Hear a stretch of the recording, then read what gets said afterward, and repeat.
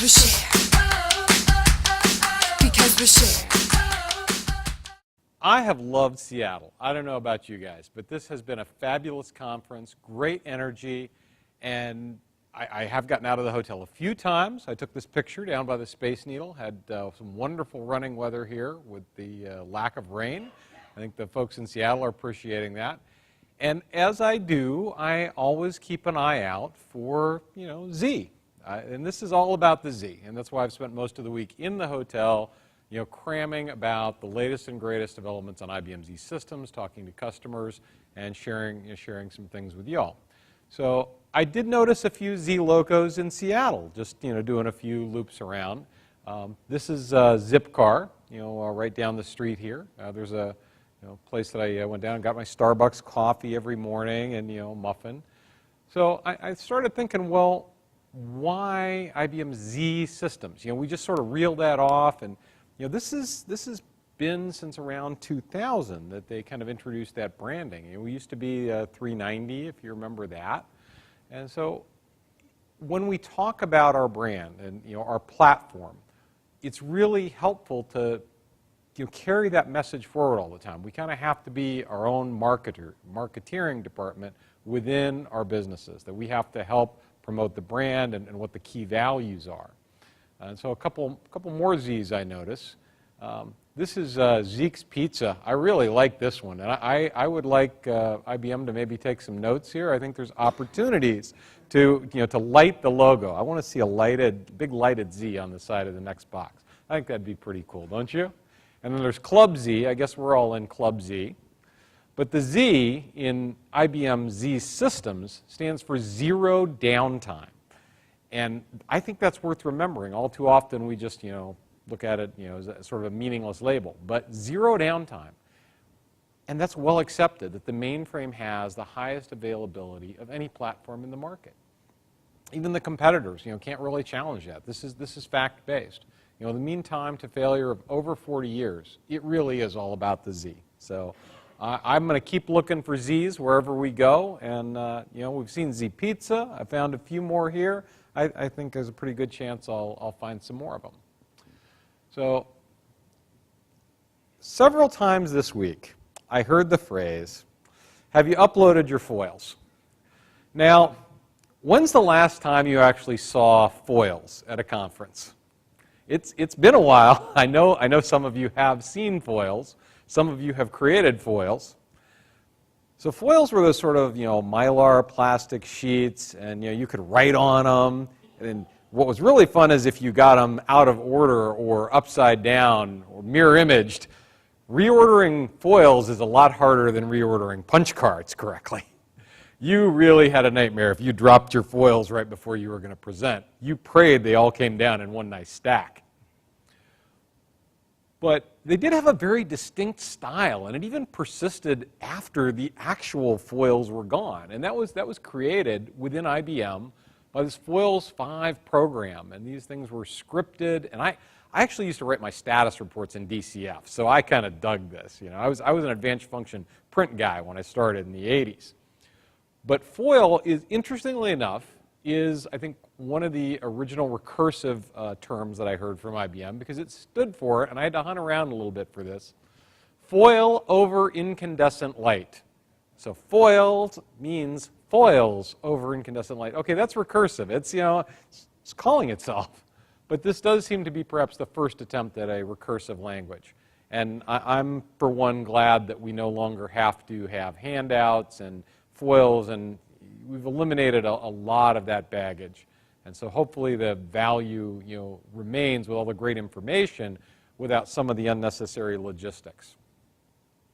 And this is an example from, I think it was about maybe, again, the 90s. This might have been, I think, from one of the MVS program openings. A very interesting APAR.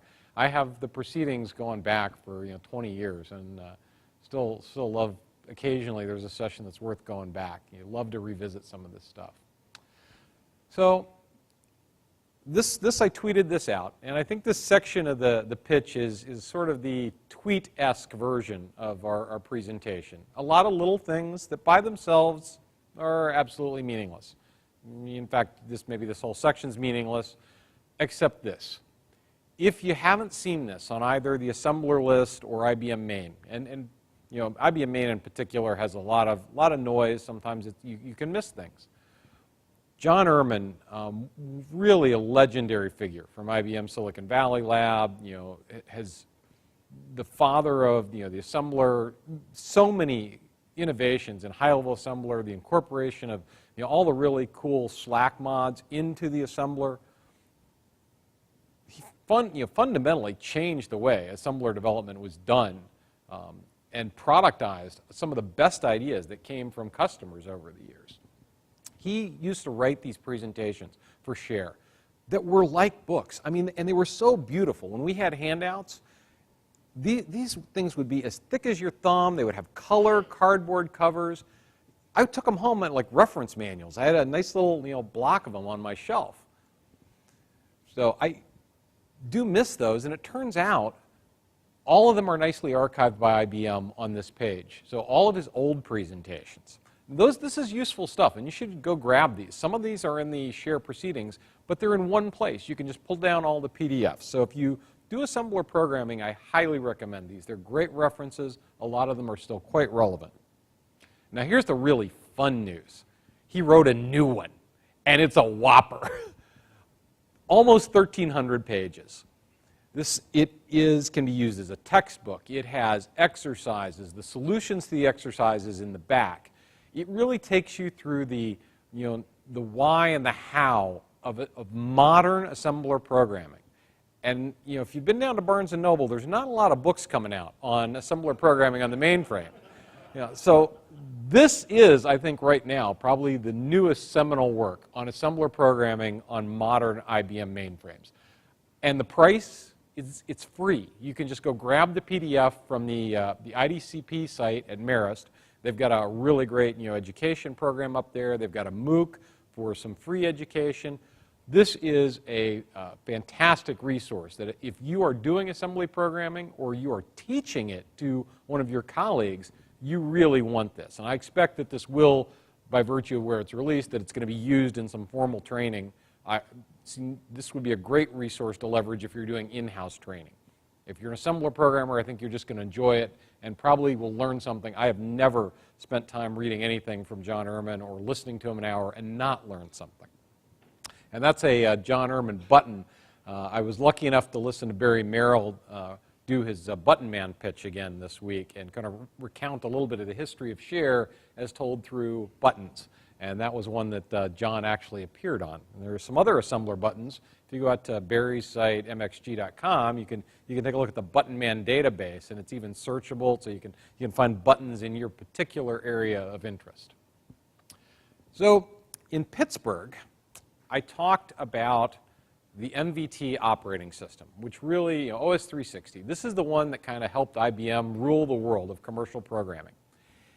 And it was freely available in source, and I talked a lot about the preservation of that and was able to, you know, share a copy with everyone on CD of the source code and even demonstrate, you know, with some screenshots having it running on a Mac or on a Windows PC. And so I thought, well, it would be appropriate maybe to step forward from MVT and talk a little bit about how you might run MVS on your machine of choice. Now, there was some discussion of Hercules as an emulator in some of the security-related talks this week, and it was being discussed in the context of running modern operating systems and using it as a platform to engineer exploits. That's not the context I'm going to talk about it in. What I'm going to point you to is sort of, I think, the purest historical use of an emulator, which is to look at materials that are otherwise inaccessible but that have really great academic value to preserve and to understand how things got to where they are. Because most people don't have the luxury of playing with a personal ZOS system, customizing it, looking at the source code. Hercules is a perfect platform for that kind of activity. It runs 370, 390, Z architecture, emulates all the appropriate devices you need to run an operating system, and it currently runs on Linux, Windows, and Mac OS. So it's got its own homepage. You can get the source code. You can get the latest and greatest builds, However, that sort of leading edge development activity of people who enjoy the mental challenge of implementing the latest and greatest instructions that IBM has provided in the real big iron might not be the best way to run the oldest operating systems. What you'd really like is, okay, so I'd like to see MVS 3.8 running on my PC as quickly as possible. How do I do that? That sounds pretty cool. I worked on it, or I worked on XA. I'd like to have my own system that I can just play with. That's what I'm going to give to you this morning. So Volker Bondeke, back in 2002, put together a turnkey distribution of MVS 3.8. And it had a couple evolutions. Turnkey number 3 was widely distributed here at Share on CD-ROM. Volker hasn't sort of updated that official distribution, but some other people have taken his works and done a little bit of derivative work to it. And again, this is all the original IBM source code and build for the MVS 3.8 operating system. So Jürgen Winkelmann has really put a lot of work into this. And he has built a system, and he admits that this is for his personal preference, that comes up unattended, operates, really just runs along nicely and gets you up and running on the system very quick and in and able to play around, assemble programs, use some of the old freely available languages, tinker in minutes. So I think this is probably the best starting place to take a look at what has been preserved from this era of computing. And his website's right there. You can go out and download it. You get the whole package, the current one. He's provided incremental updates if you downloaded it earlier. He includes a set of 4 disk packs, virtual disk packs for all the CBT tape content. It's a wonderful set of free software, almost all of it open source, and the source materials for the operating system. So you've got everything you need to really get MVS up and running. And you say, well, how long is that going to take me? Well, about 10 minutes on the hotel Wi-Fi, which is not the fastest Wi-Fi. So you just unzip the files into a directory, call it whatever you want, click on one bat file. So this is really 15 minutes, you're up and running. You need a TN3270 client, which you point to your machine. That's generally called localhost, is the name that your machine is always known by to itself. You could use the IP address. Port 3270, you could come from another machine if you're networked for that. And at this point, you're up and running. You have MVS 3.8 running on your Windows PC. Slightly different for Linux or Mac, but in principle the same. Now, I mentioned he had a user manual. This is a really nice user manual. And I know there's a temptation not to read the manual, and I'm feeding that temptation by telling you a user ID and password that you need to log on, but the manual is worth reading. It is so well written. He tells you how to customize it, how to turn off some of the automation that he's baked in, what's in there, how you might want to extend it. When it comes up and you connect that emulator to it the first time, you're going to see the logo, first time in. Hit reset, you'll get prompt to log on. Once you're logged in, it'll pop you into an environment that gives you access to some tools like Review, RFE, and IMON from Greg Price down in Australia that work wonderfully in this environment, and Greg makes some things that are commercial on Big Iron available for free in their MVS 3.8 forms. So you get a robust set of tools to play with, an ISPF-like kind of toolkit in RPF, so you can browse, edit, customize the system quite effectively. There's an HTTP console, which you're going to want to, again, take your web browser on your PC and point to in your local host at this port. And that gives you access to what's going on with Hercules, to be able to, the emulator itself that this is running within, make some changes. And for instance, if you wanted a console, because I know you all want your own console on your own machine, I'll pull that out of the manual too. It's one of the first things I wanted. How do I get to the console? You have to attach it. Again, we're in an emulated environment. You type that on that web console. You fire up a second 3270 emulator, and you need to have an LU name of CONS, C-O-N-S.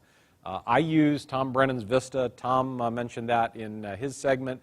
It's not free, but it's very nearly so. I think it's like $30. It's written by a former sysprog at SCE. Tom Brennan's a great guy. I just love his tool.